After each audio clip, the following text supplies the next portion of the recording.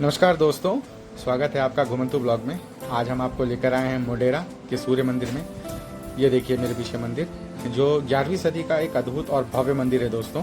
पीछे देखिए दोस्तों, मेरे पीछे कितना खूबसूरत नज़ारा है। ये पूरा परिसर अपनी अनोखी नक्काशी और ऐतिहासिक महत्व के लिए जाना जाता है दोस्तों। कहते हैं कि चालुक्य वंश के महान राजा भीमदेव प्रथम ने इस मंदिर का निर्माण करवाया था दोस्तों। तो आइए मेरे साथ चलते हैं इस मंदिर के अंदर और जानते हैं इसके बारे में कुछ रोचक तत्व और रहस्यमयी बातें दोस्तों।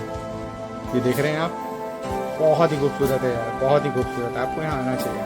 और ये देखिए पीछे मेरे ये मंदिर, ये पूरा मंदिर और ये पूरा परिसर इतना खूबसूरत है कि आपका मन मोह लेगा। चलिए निकल कर देखते हैं, आइए। तो दोस्तों अब जरा ध्यान से देखिए, ये जो मंदिर है इसके दो हिस्से में बना गया है। पहला हिस्सा है जो गर्भगृह यानी मंदिर का सबसे पवित्र स्थान है। यहीं पर भगवान सूर्य की मूर्ति रखी जाती थी और यहाँ पूजा अर्चना होती थी। खास बात यह है कि जब सूर्य की पहली किरण निकलती है तो सीधे इसी गर्भगृह पर आती है दोस्तों। अब बात करते हैं दूसरे हिस्से की। ये है सभा मंडप। यहाँ बहुत बड़ा खुला हॉल जैसा हिस्सा बना हुआ है और जहाँ पर कई सुंदर स्तंभ बने हैं। इन पर बारीक नक्काशियाँ की गई हैं दोस्तों। अलग अलग देवताओं की मूर्तियाँ भी यहाँ देखी जा सकती हैं। पुराने समय में यहाँ धार्मिक कार्यक्रम और सभाएं होती थी दोस्तों। चलिए इस मंदिर को चारों तरफ से घुमा करके मैं आपको दिखाता हूँ। हाँ तो दोस्तों, अभी हम खड़े हैं गुजरात के मोढेरा गांव में बने सूर्य मंदिर के बाहर। यह मंदिर करीब 11वीं सदी में चालुक्य वंश के राजा भीमदेव प्रथम ने बनवाया था दोस्तों। देखिए बाहर से देखने पर इसकी भव्यता आपको हैरान कर देगी। देखिए मंदिर की दीवारों के बिल्कुल नीचे हाथियों की कतार बनी हुई है दोस्तों। ये हाथी बिल्कुल ताकत और है ना, हाँ ये हाथी जो है वो ताकत और स्थिरता के प्रतीक माने जाते हैं दोस्तों। हाथियों के ऊपर आपको इंसानों की मूर्तियां भी दिखाई देंगी, जिनमें नृत्य, संगीत और रोजमर्रा के जीवन के दृश्य बनाए गए हैं दोस्तों। देख रहे हैं आप, ऐसा लगता है मानो उस समय की पूरी जिंदगी पत्थर में उकेर दी गई है। देखिए ऊपर की ओर बढ़े तो आपको अलग अलग खिड़कियां जैसी आकृतियां और नक्काशीदार झरोखे दिखाई देंगे दोस्तों। इन्हें देखकर लगता है जैसे दीवारों पर छोटे छोटे मंदिर सजे हों। इन पर पड़ती धूप और छाया पूरे दृश्य को और भी सुंदर बना देती है दोस्तों। देखिए अब आते हैं मंदिर के सबसे खास बात पर। यह सूर्यदेव की 12 मूर्तियां बनी थी। इस मंदिर में सूर्यदेव की 12 मूर्तियां बनी थी दोस्तों और हर मूर्ति एक महीने का प्रतिनिधित्व करती थी। इसमें सूर्यदेव अपने 7 घोड़े वाले रथ पर सवार दिखाई गए। हाँ, और एक दिलचस्प बात यह है कि मूर्तियों में सूर्यदेव को ऊंचे जूते पहने दिखाया गया है, जो कि शायद फारसी या विदेशी शैली का प्रभाव डालता है दोस्तों।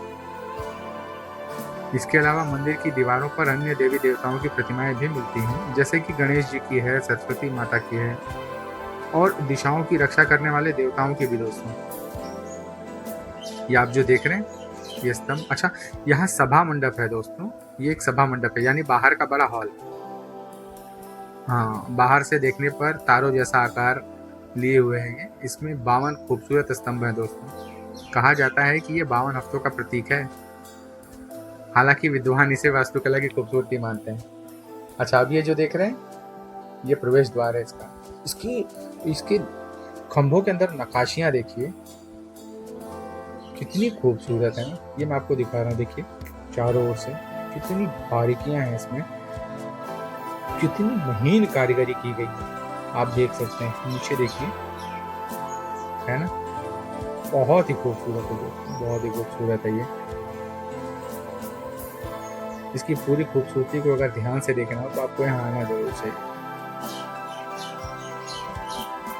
देख रहे हैं आप मंदिर की दीवारों पर नर्तकियां, गंधर्वों और देवताओं की मूर्तियां इतनी बारीकी से बनाई गई हैं दोस्तों कि लगता है जैसे पत्थरों में जान डाल दी गई।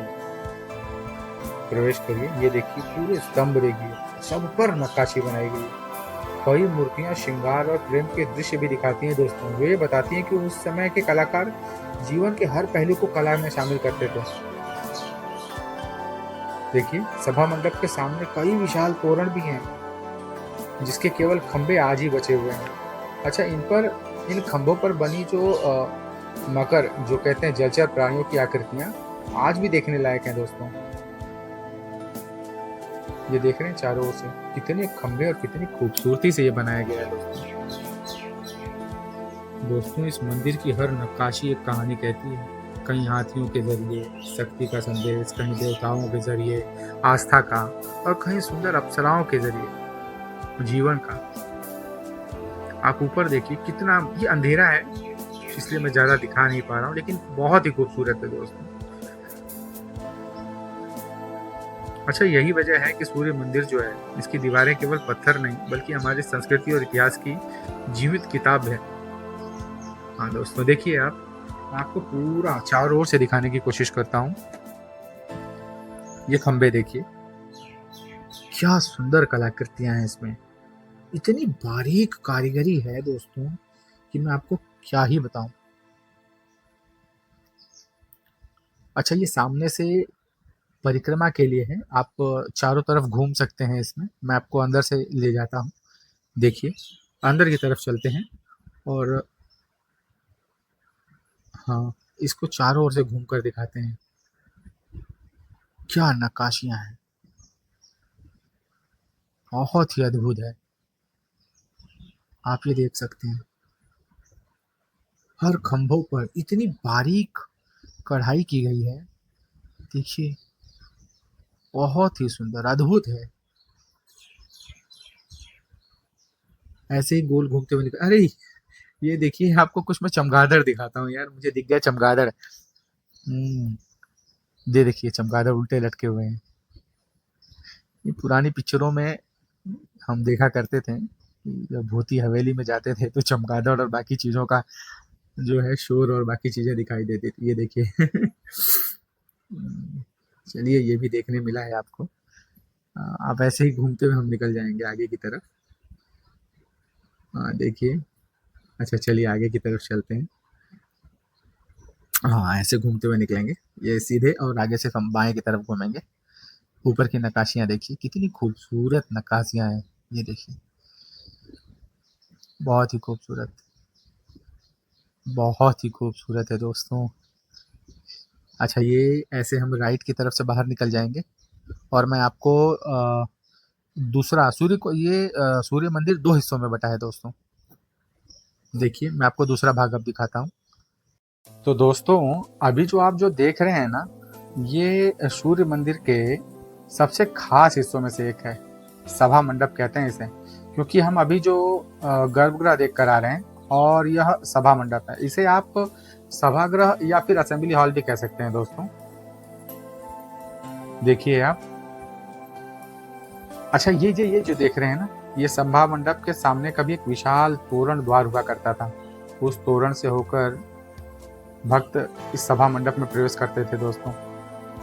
पर अब इस तोरण के अंदर कुछ बचा ही नहीं है, खाली ये दो खंभे बचे हैं। देखिए आप, मैं दिखाता हूँ इसकी कलाकृति। इस तोरण से भक्त अंदर जाया करते थे। हाँ, इसकी भव्यता का अनुभव होता है। इसको देखिए आप, कितने सुंदर कलाकृतियां इसमें बनाई गई है। अब तो मात्र खंभा ही बचा है, ऊपरी हिस्सा टूट चुका है, लेकिन इसके खंभों पर बनी नक्काशी अब भी उस दौर की कला और भव्यता का एहसास कराती है दोस्तों। मानते हैं, ये देखिए, मैं आपको ये पूरी पूरी खंभों की नक्काशियां दिखाने की कोशिश करता हूँ। ऊपर देखिए, इतनी बेहतरीन और बारीक नक्काशियां हैं। देखिए आप, बहुत ही बेहतरीन है दोस्तों। पत्थर कलाकृतियों से ही भरा पड़ा है। यही हमारा प्रवेश द्वार भी है। थोड़ी देर में आपको इस कुंड के बारे में बताऊंगा, पहले हम प्रवेश द्वार के अंदर चलें। सभा मंडप क्या कहता है, हाँ ये कुंड है, इसके बारे में थोड़ी देर में बताता हूँ। पहले हम इस द्वार से अंदर प्रवेश करते हैं और देखते हैं सभा मंडप का अद्भुत दृश्य। यहाँ बाहर से देखिए, कितनी खूबसूरत नक्काशियां हैं ना दोस्तों। सभा मंडप मंदिर का वह भाग है दोस्तों जहां भक्त लोग इकट्ठा होते थे, धार्मिक सभाएं होती थी, भजन कीर्तन और पूजा पाठ का आयोजन भी यहीं किया जाता था दोस्तों। यहाँ से लोग गर्भगृह में प्रवेश करने से पहले बैठकर मंत्र सुनते थे, आध्यात्मिक वातावरण का अनुभव करते थे। अब जरा ध्यान दीजिए, यह सभा मंडप बाहर से देखने पर एकदम तारों की आकृति जैसा दिखाई देता है। मैं आपको ऊपर के हिस्से को दिखाने की कोशिश करूंगा। ये पूरा मेरे ख्याल से ये मंडप में कुल 52 खूबसूरत खंबे हैं दोस्तों। अब ऊपर मैं दिखाता हूँ। देखिए ये एकदम आपको लगेगा ना, एकदम तारों की तरह दिखाई देगा। छोटी छोटी नक्काशियां हैं, ऐसा मुझे ऐसा लगता है, पर आप शायद देखने वालों को अलग अलग भाव में अलग अलग चीजें नजर आए। अच्छा, यह शैली गुजरात की मारू गुर्जर कला की पहचान दिखाती है। ये देखिए, ये गुंबद को देखिए, नहीं लग रहा है एकदम तारों की तरह दिखाई दे रहा है। इसका नक्शा स्टार आकार में बनाया गया है ना। गुंबद की खूबसूरती अलग ही है। देखिए कितना खूबसूरत दिखाई दे रहा है, आकर्षक। सभा मंडप का छत एकदम कमाल का है दोस्तों। अच्छा, इसमें 52 खंबे हैं। कुछ लोगों का मानना है कि ये 52 खंबे साल के 52 हफ्तों का प्रतीक है दोस्तों। सामने जो देख रहे हैं आप, ये गर्भगृह जाने का रास्ता है। देख रहे हैं दोस्तों कितना खूबसूरत है ना, ये बहुत ही खूबसूरत है। देखिए आप चारों ओर से देखिए। सभा मंडप में आकर लगता है जैसे समय रुक गया हो दोस्तों। सीधा 1000 साल पुराने युग में हम पहुंच गए हूं। अब मैं आपको ले चलता हूं कुंड की ओर। उस कुंड को आप देखिए, बहुत ही खूबसूरत है दोस्तों, बहुत ही खूबसूरत। सीढ़ीदार कुंड है वो। चलिए चलते हैं। पहले आप ये देखिए कितना खूबसूरत है ना, ये 52 के 52 खंबे इतने खूबसूरत है कि पूछिए मत। अब चलते हैं सीढ़ीदार कुंड की तरफ। तो लो दोस्तों, आखिर हम पहुंच गए सूर्य मंदिर के सूर्य कुंड के पास। ये एक बहुत बड़ा और सुंदर सीढ़ीदार कुंड है दोस्तों, जो मंदिर का अभिन्न हिस्सा माना जाता है। इस कुंड का आकार चौकोर और इसकी चारों तरफ सीढ़ियां बनी हुई हैं। कहा जाता है कि इस कुंड में कुल 108 छोटे छोटे मंदिर और देव प्रतिमाएं बनी हुई है दोस्तों, जिनमें अलग अलग देवी देवताओं की मूर्तियां स्थापित थी। अच्छा, यहाँ आने वाले श्रद्धालु सबसे पहले इसी कुंड में स्नान करते थे दोस्तों। पानी में डुबकी लगाने के बाद ही वे शुद्ध होकर मंदिर के गर्भगृह में प्रवेश करते थे। यानी ये कुंड केवल जल का स्वरूप नहीं था दोस्तों, बल्कि आस्था और परंपरा का भी हिस्सा था। अगर आप ध्यान से देखें, देखिए सीढ़ियों का डिजाइन बहुत खास है। ऊपर से देखने पर यह मानो किसी बड़ी ज्यामितीय आकृति की तरह दिखाई देती है। लोग अलग अलग तरफ से उतरकर बीच के जल तक पहुंच सकते थे, है ना। सूर्य कुंड के किनारों पर बने मंदिरों में गणेश जी, शिव जी, विष्णु भगवान और अन्य देवताओं की मूर्तियां थीं। यानी जो भी भक्त यहाँ स्नान करने आता था, वह अलग अलग देवताओं के दर्शन भी पाता था। देखिए नजदीक से, मैं कोशिश करता हूँ आपको दिखाने का। इतना ही नहीं, यह कुंड उस समय जल संरक्षण का भी एक बेहतरीन उदाहरण था दोस्तों। बारिश का पानी यहाँ इकट्ठा किया जाता और साल भर उपयोग में लाया जाता था दोस्तों। आज भले ही इस कुंड में पानी बहुत कम है, लेकिन जब भरा होता होगा तो इसकी भव्यता कल्पना से बाहर रही होगी।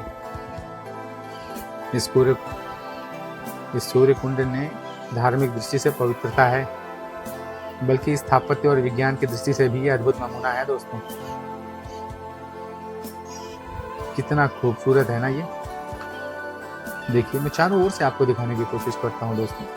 इसकी भव्यता आपकी मन मोह लेगी, है ना। अच्छा, आगे। तो दोस्तों, आपको मेरी ये यात्रा पसंद आई हो तो घुमंतु ब्लॉग को लाइक, शेयर और सब्सक्राइब जरूर करें दोस्तों। और इसी के साथ मिलते हैं हम अगली यात्रा में।